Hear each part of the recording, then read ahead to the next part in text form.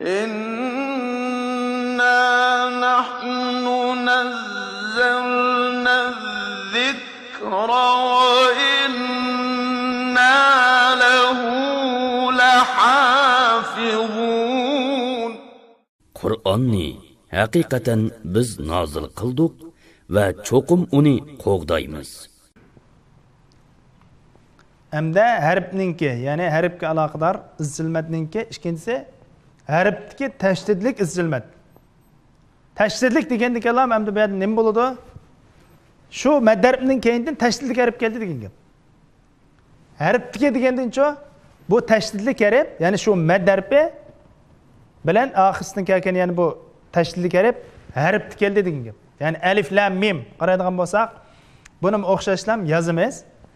Alif lam mim. Bu yerdagi izchilmatni tepish uchun biz yozamiz. Alif lam mim. Og'zimizdan chiqqani bo'yicha, ya'ni tovushning atilishi bo'yicha asli nomini yozamiz. Alif yozdik, mayaga alif bo'ldi. Lam yozdik. Mim nima yozdik. Alif lam mim bo'ldi. Alif deganda buningda mad harf bormi yo'q? Alif mad harf yo'q. Demek bu yerda şu alifdan mad yo'q. Bu mad harfi bo'lanmaydi. Lam desakchi, bu lam 3 harfdan tuzildi. 3 harfdan tuzilgandimi o'tirdik harf mad harfi bo'ldi. Lam desak, alif mad harfi bo'ldi. Keyingi harfchi, keyingi harf sukun bo'ldi. Lam mim. Misli bu yerda qanday mad shakllandimi? Izchilmat shakllandi. Izchilmat shakllandi. Endi unda bo'lsa bu izchilmat harfdagi izchilmat bo'ldi.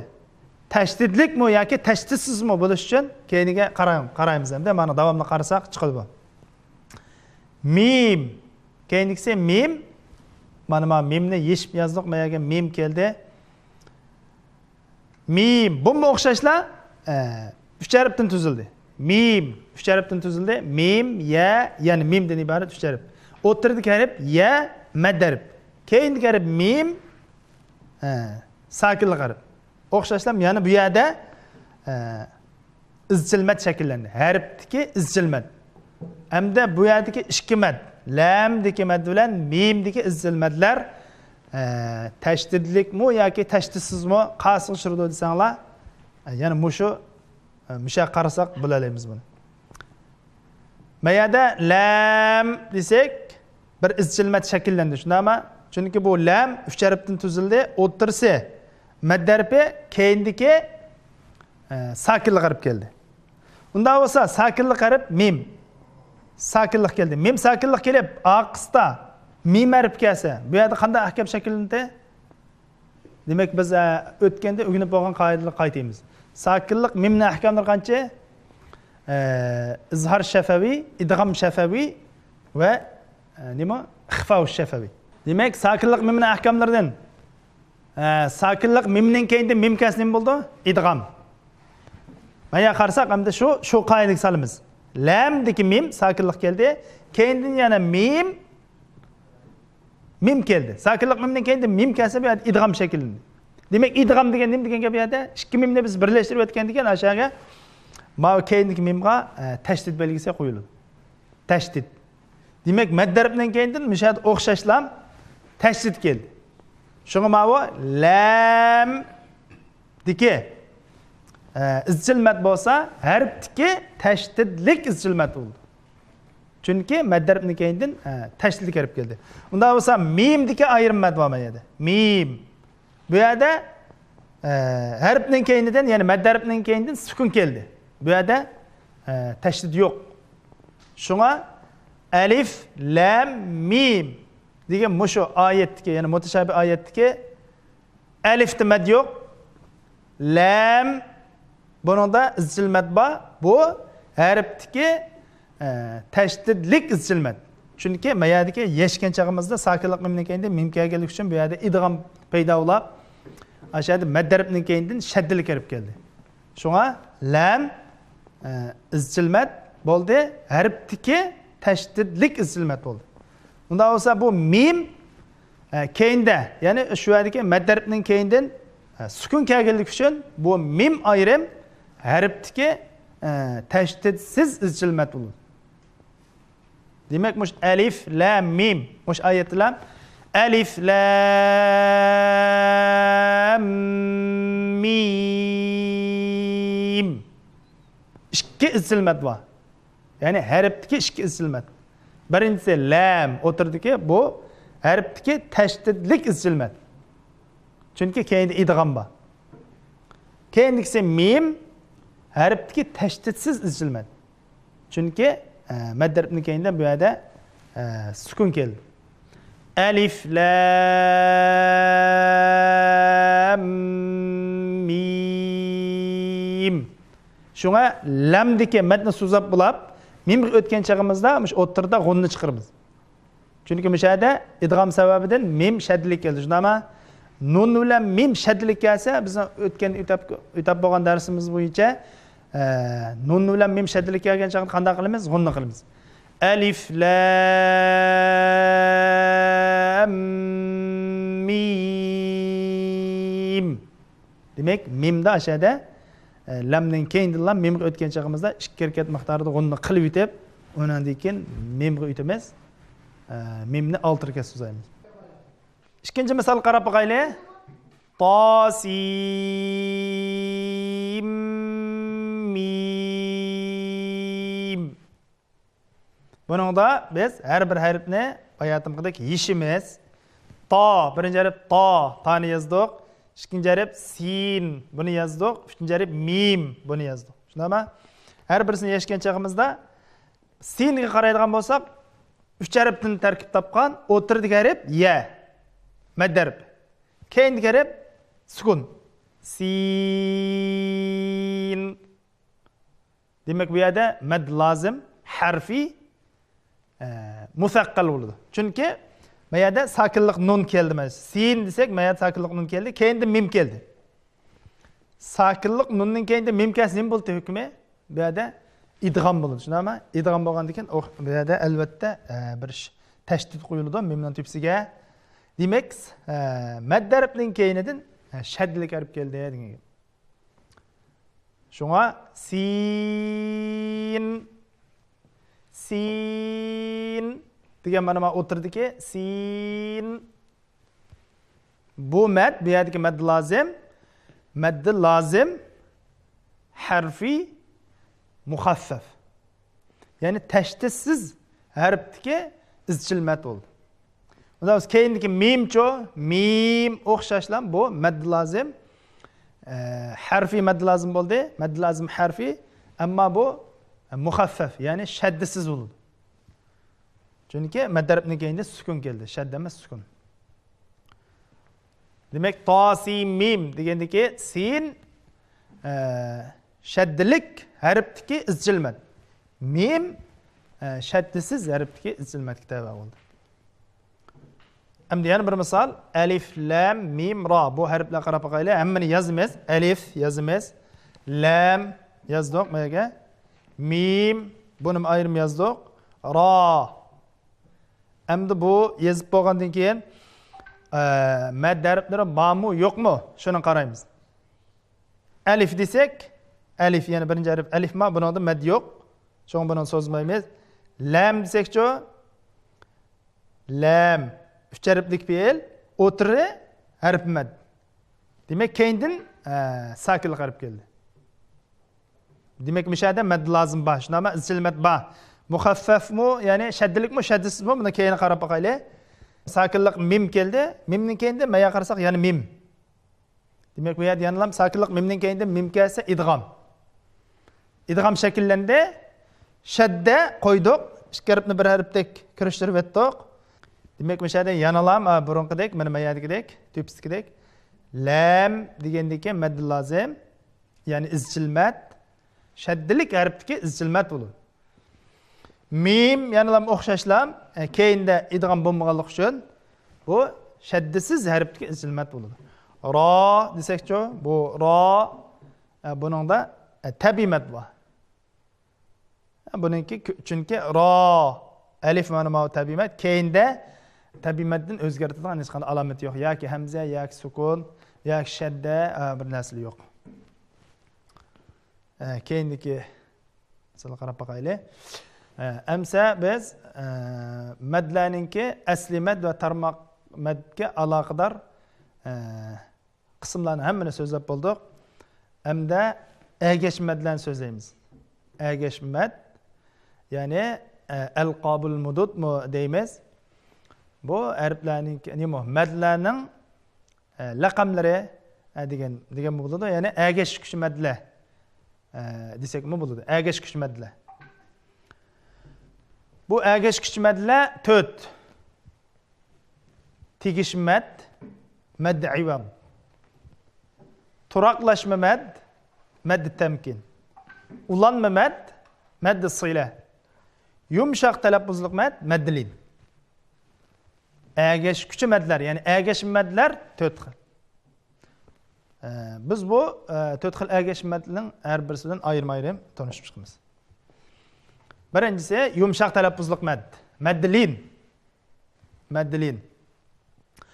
Mad lin deganimiz, ya'ni tarkibida oxirdan sanaganda ikkinchi harf. Harfi lin bo'lgan bir kalimada to'xtaganda shakllanadigan mad. Yani oxirdan sanaganda ikkinchi harfi lin. Mushundaq kalimada to'xtab qolsak, mad lin shakllanadi. Biz o'tkinchi madni so'zlagan chog'imizda oxirdan sanaganda ikkinchi harf mad harfi dedik. Oxirdan sanaganda ikkinchi harf mad harfi bo'lsa, o'tkinchi mad bo'ladi. Ya'ni mad aril sukun. Ma'noda mad linda oxirdan sanaganda ikkinchi harf lin, ya'ni lin harfi. Lin harfi bo'lsa, bu yerda shakllangan mad mad lin, ya'ni yumshoq mad, yumshoq talaffuzliq mad.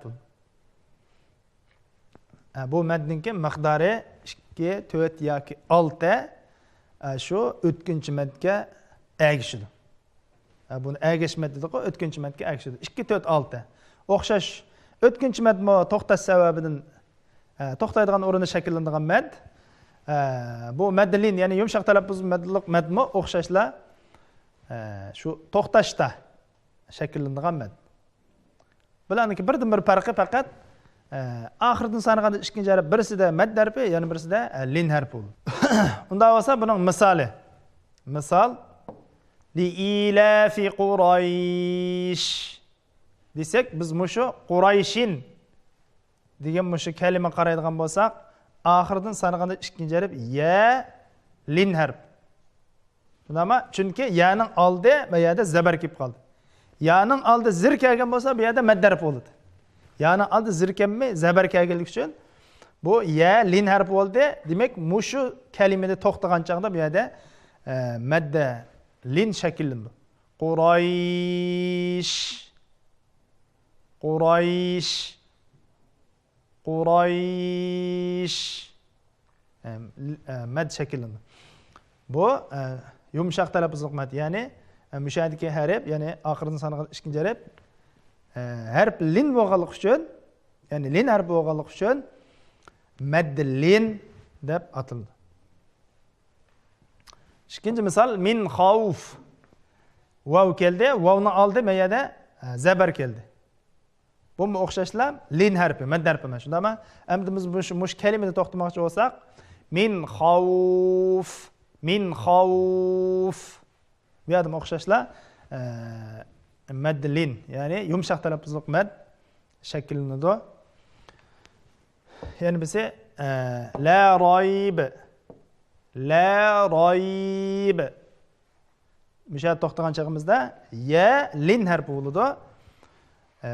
Yumshoq mad, ya'ni mad lin shakllandi. Buningki hamda bir diqqat qilishga tegishli kerak, mana bu askartish. Bu kalimalarni, ya'ni mushu biz da'vatgan lin harfi, ya'ni lin mad lin. Biz da'vatgan mad lin ulab o'qigan chaqda mad bo'lmaydi. Ya'ni bu kalimalarda ulab o'qigan chaqda mad shakllanmaydi.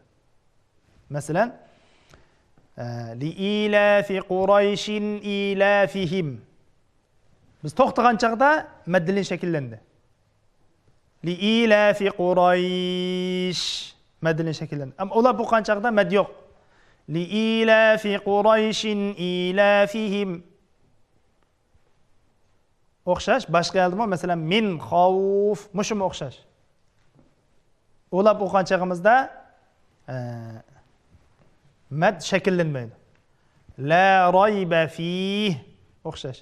La rayb to'xtagan chog'imiz mad shakllandi. O'lab o'qigan chog'imizda la rayba fih. O'xshashlar bu yerda mad shakllanmaydi. Agash madninki ikkinchisi tegish mad. Ya'ni mad ivod, mad ivod. Bu mad ivod qanday mad desanglar, qo'sh zabarlik. Ya'ni mush qo'sh zabarda to'xtaganda shakllangan mad. Ya'ni qo'sh zabarlik kalimalarda to'xtagan chaqda shakllangan mad. Bu yerda masalan, misol qarasak, texnik yaxshi tushungan bo'ldi. Masalan, binaa desak, hamza mayada qanday keldi? Qo'sh zabar, tanvin. Tanvin keldimi? Mushrindek, mush kalimada bu eng oxirdagi harf qo'sh zabar keldi. Mushuning o'xshash kalimalarda to'xtagan chaqda biz mushadagi tanvindagi nunning o'rniga alifni kelib tegishib, ya'ni mushadagi tanvindagi nunni alifga tegishib, mushada bir mad shakllantirib to'xtaymiz. Binaa aslisi binaan. To'xtagan chog'imizda binaa demak mushada ikki harakat so'zilgan bir mad shakllandi. Shuning uchun biz buni tegish mad. Ya'ni biz oyatdagi nunni, sakinlik nunni bir hamza alifga tegishganligimiz uchun tegish mad deymiz. Buningki miqdori, bu tegish madning miqdori ikki harakat bo'ladi. Bu qaysi madga agishadi? Tabiiy madga agishadi. Ikki harakat bo'lganligi uchun tabiiy madga agishadi. Tabiiy madning qatorini sansak ham bo'ladi. Yana bir misol, aslisi ma'an. Qo'sh zabar keldi. To'xtagan chog'imizda bir alifni kelib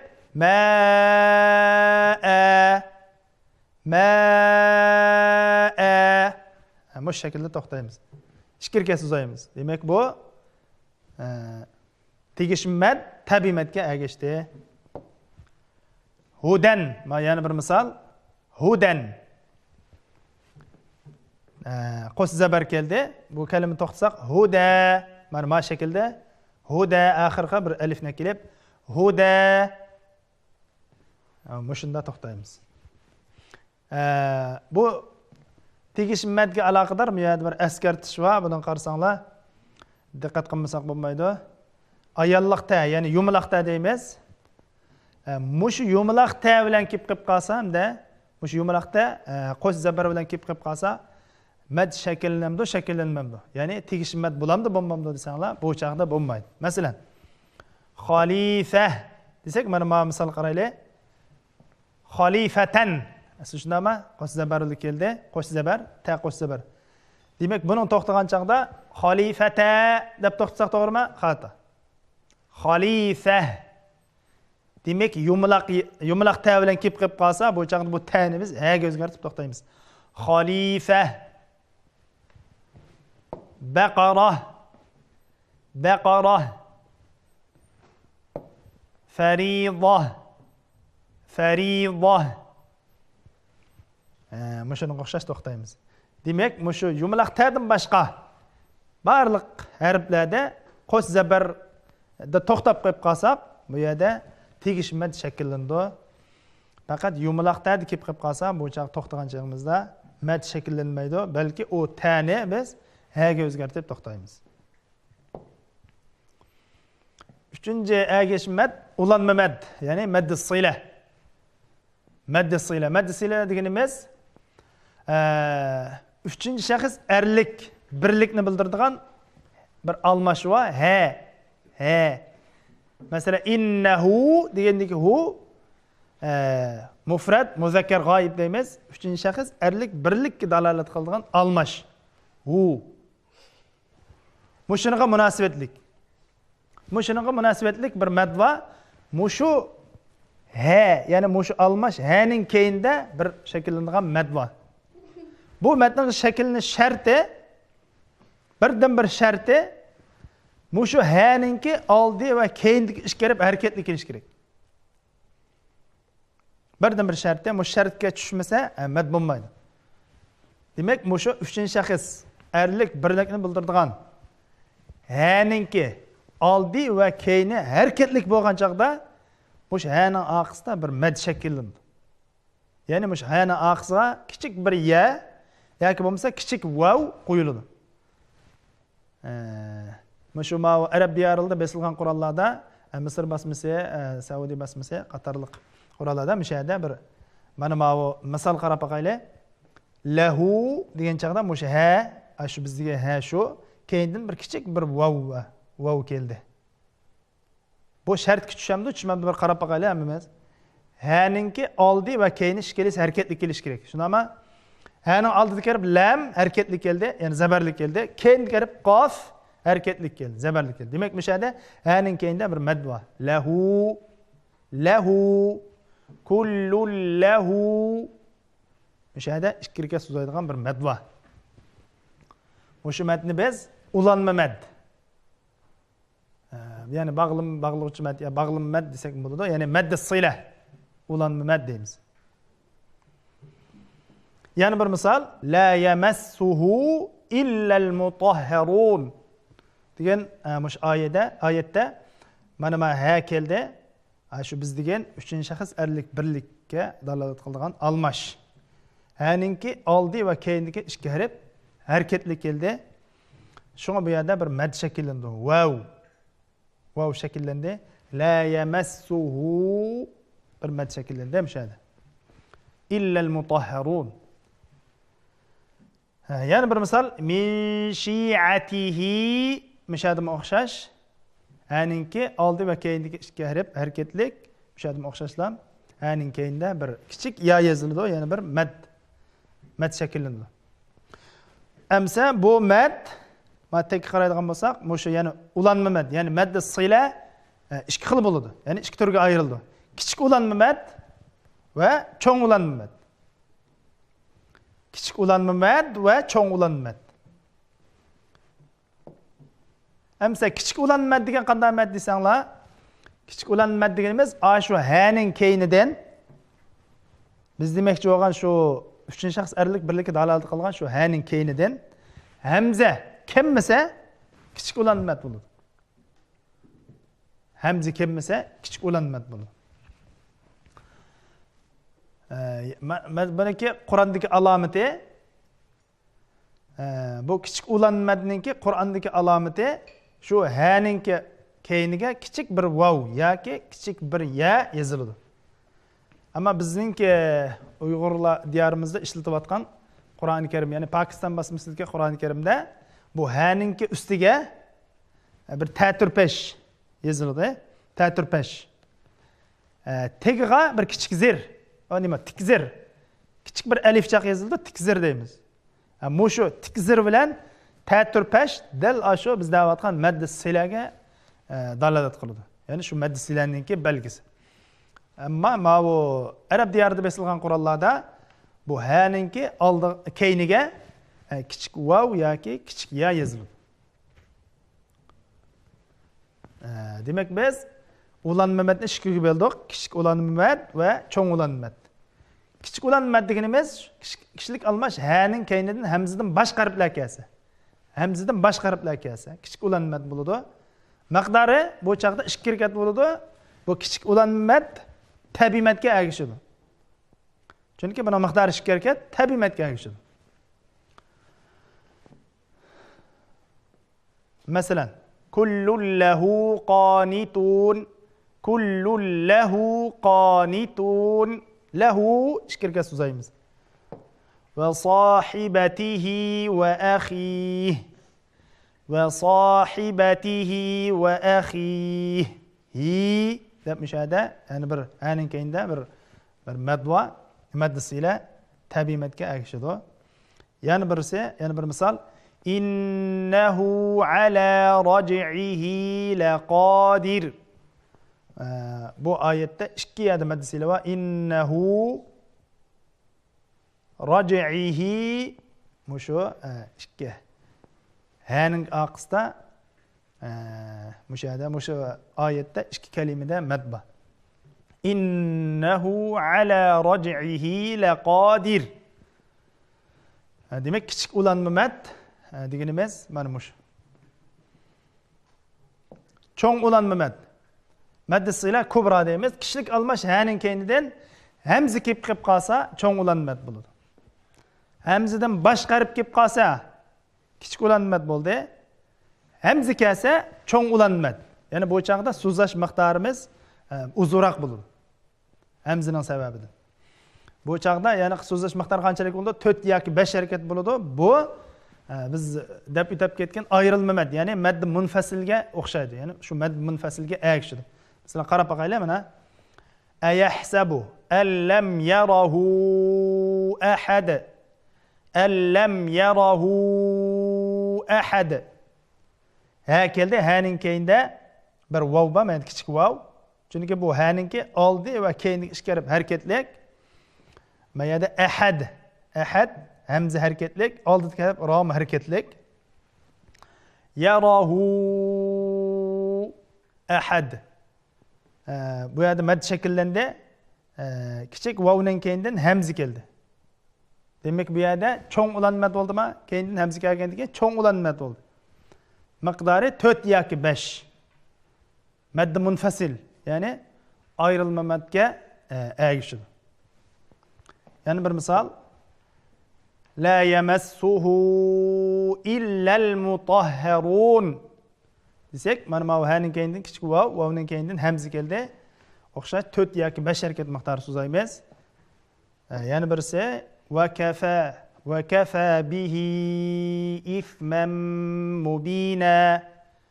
Wa kafa bihi ithman mubina.